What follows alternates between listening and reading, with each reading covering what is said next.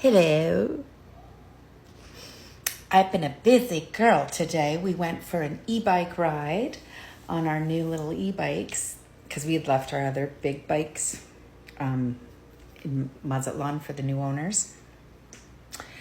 And we bought these smaller ones, easier for me to handle, but not ideal for Tom and his big long legs. He's almost 6'4", and I think he is 6'4", because he towers over me. And he towers over people that have told me they're 6'3".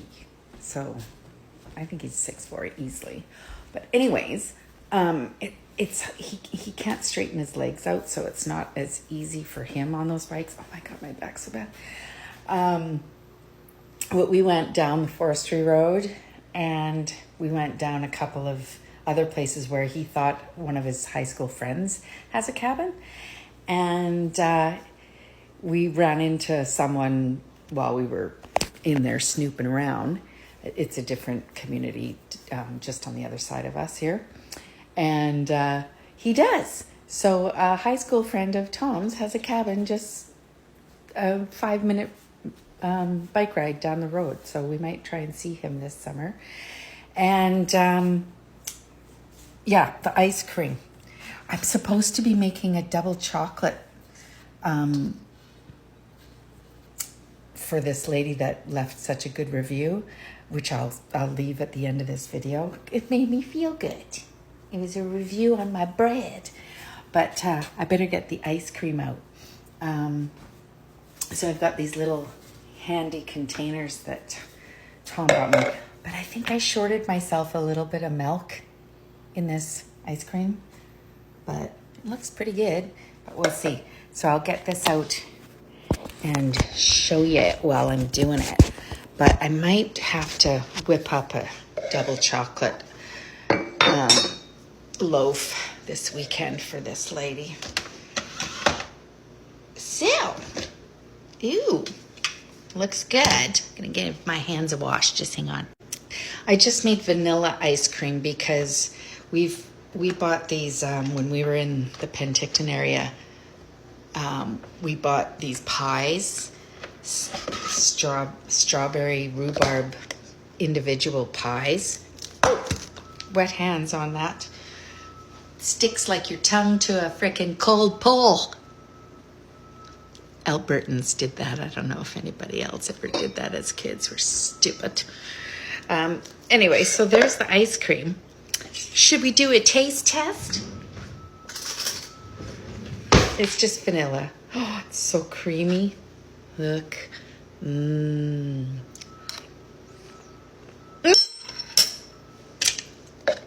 Magically delicious. Always is. Oh, makes the best ice cream. Remember, I've reviewed this before. Here's the churner. It's the Kumio ice cream maker. And it only takes about 50 minutes to make ice cream. And they provide you with basic recipes, but you can get more recipes online. I make this chocolate peanut butter chunk ice cream. And my brother-in-law said that it's the best ice cream he's ever had. So it makes really good ice cream, guys. It was only about $200, something like that. And Tom's always like, it's cheaper to freaking buy ice cream. We could buy Chapman's 4 liters for $10, which I don't think you could. But I'm saying, I don't care. There's preservatives in there, and I don't know what else is in there. And I know exactly what goes into this ice cream. It's sugar, cream, milk, and vanilla extract. That's it. There's no preservatives, no additives, unless I put chocolate chips or something in. Went down the wrong hole. There, I rinsed my licky finger off. I gotta lick this off, but I don't want to do it in front of you, so hang on. Okay, so I almost had a disaster while I was making this batch of bread this morning. I've been using a lot of starter, but not making enough.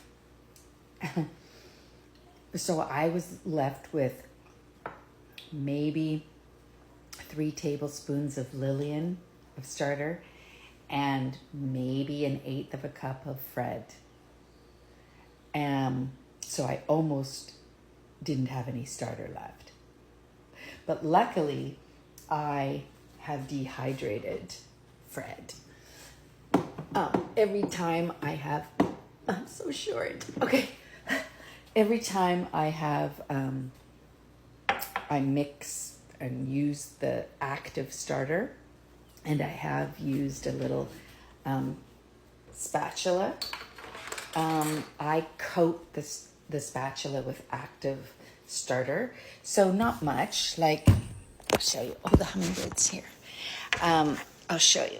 So this is the little spatulas that go in, and so I take the active starter that's left on here, and I thinly spread it on both sides. And if I need more, I dip it in and get a little bit more of active starter that I just had peaked already, and it's all bubbly and ready to use. And I just do a light thing, and then I place it on a dish like that and let this be open and let it dehydrate, usually overnight, and then break it off into one of those mortar thingies. What are these called? These things. And I grind it up. It's all because it's crispy by morning. And I grind it up in that. I pulverize it in there. And then I have dehydrated Fred. So over time, this is how much, just by doing that every time I make bread, this is how much dehydrated Fred I have. There's no Lillian in here, I don't think.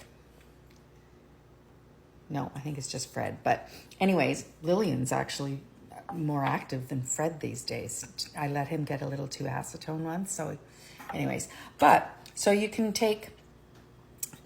Google how to rehydrate dehydrated starter, and it tells you how to activate a starter from dehydrated. So that's what I do. Cool, huh? So he's backup. I mean, if I want to share Fred with somebody, I usually just give them a little blob of Fred out of my active jar. And I can also reactivate Barney. Barney is like, if I ever did screw up and use up all my starter, which people have done, I have Barney, and he's discard. So all I would do is feed Barney a few times. Take some of Barney out and start a little jar to feed until it thickens up and is active. You can reactivate discard too. So that's another reason to keep discard in your... What is that? Anyways, I digress. I had a hoot. My back's killing me, so I had to do something. Anyways, this might be ready for me to make right away. Bubbles on top. It's a little jiggly. It's not sticky. Oh, it is ready. So now I'm going to shape some loaves and do some inclusions again for all these ladies that want bread. All right, peace out. Oh yeah, and I'm going to attach the review that you probably have to zoom in to read it, but she left it on Facebook, and the lady that runs the farm stand took a screenshot of it and sent it to me because she said, I couldn't believe what a nice thing they said about your bread. So I told her how good your double chocolate was, and now that's what she wants. So I don't think I'm going to have it for tomorrow. She'll have to wait until Sunday. But anyways, I got to make some bread. Bye. Don't forget to read the review because it makes me feel good. Peace. Oh, and how about those Oilers? Oilers, you guys. Wasn't that fun? All you Oilers fans. And even if you're only a fan because your team's out now, and you're rooting for a Canadian team, that was really fun. And Connor and Leon both had really good games, but it went beyond that. Skinner let one bad goal in, but otherwise he did pretty good. Skinner stood on his head a few times.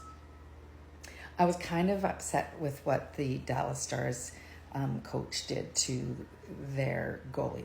I'm a goalie mom. My youngest son played many years of hockey as a goaltender, and into junior. While he was in university, he even played.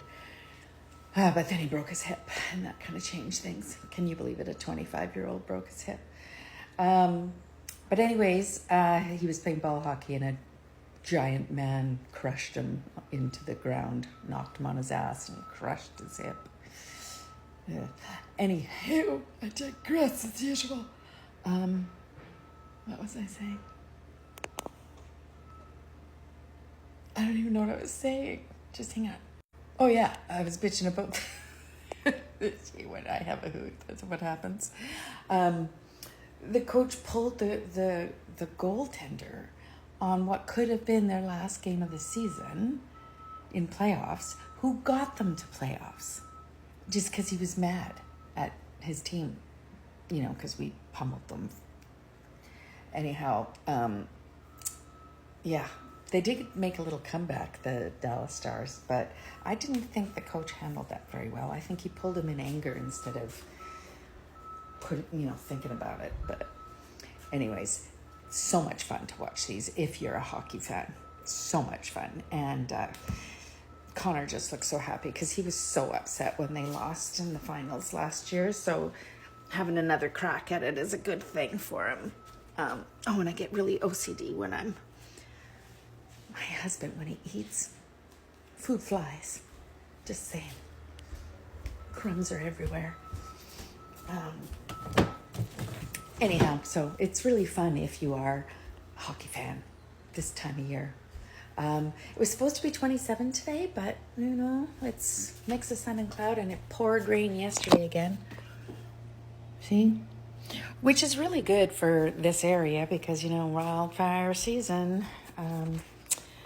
And I know Alberta and Manitoba, my heart goes out to all of you that are dealing with wildfires right now because I have family in both provinces. So Flin Flon is where my dad's family is from, and I still have family there. And I have family in Dauphin, Manitoba. I think there's a few people still hanging around there. And of course, my kids are all in Alberta and all my friends. So hang in there, people. Hopefully you'll get some rain. Peace. Have a great weekend, everybody.